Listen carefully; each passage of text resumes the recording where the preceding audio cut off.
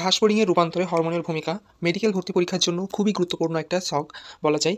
প্রথম কথা হচ্ছে ঘাসফড়িংয়ে যেগুলো গ্রন্থি আছে সবগুলোই হচ্ছে তোমার অন্তঃক্ষরা গ্রন্থি, এটা প্রথমে মনে রাখলা। দেখো তারপরে হচ্ছে ইন্টারসেরিব্রাল।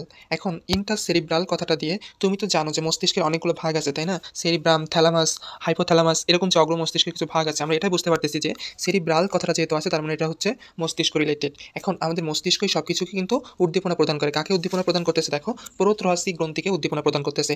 যেহেতু সেরিব্রাল কথাটা আছে এবং এটা হচ্ছে তোমার এজন্য এটা মস্তিষ্ক হরমোন, ব্রেইন হরমোন বা প্রোথ্রফিক হরমোন। আচ্ছা, তাহলে প্রথমটা পারলাম। দ্বিতীয়টা কি বলছে দেখো, দ্বিতীয়টা বলছে হচ্ছে তোমার পোরোথ্রাসিক গ্রন্থি। এখন পোরোথ্রাসিক গ্রন্থিটা হচ্ছে, প্রথম কথা হচ্ছে প্রো মানে হচ্ছে আগে, অগ্র, থোরাসিক মানে হচ্ছে থোরাক্স, থোরাক্স মানে হচ্ছে বক্ষ, তার মানে হচ্ছে অগ্রবক্ষ। এখন যেভাবে আমি মনে রাখতাম যে সিক ইকমিক, আমি এইভাবে মনে রাখতাম যে সিক ইক মিক। সিকতে হচ্ছে তোমার প্রোথোরাসিক, ইকতে হচ্ছে একডাইসন হরমোন, আর মিকতে হচ্ছে মতে হচ্ছে মল্টিং হরমোন। তাহলে আমি এটা একবারেই পড়তাম সিক ইক মিক। আচ্ছা, 3 নম্বরটা আসো যে কর্পোরা অ্যালাটা। আমি এটা যেভাবে পড়তাম সেটা হচ্ছে যে আমি একটা ওয়ার্ড মনে রাখতাম, সেটা হচ্ছে তোমার আজগুবি। আতে হচ্ছে কর্পোরা অ্যালাটা, জতে হচ্ছে তোমার জুভেনাইল হরমোন, গতে হচ্ছে তোমার গোনাডোট্রপিক হরমোন। এখন তুমি কিন্তু ইংরেজিতে পড়ছো, তো জুভেনাইল কথাটার মানে হচ্ছে বাচ্চা, তো বাচ্চা দশায় কিন্তু নিম থাকে। আচ্ছা, নিমের বৈশিষ্ট্য দশাটা হচ্ছে মানে নির্ধারণ করে আর কি।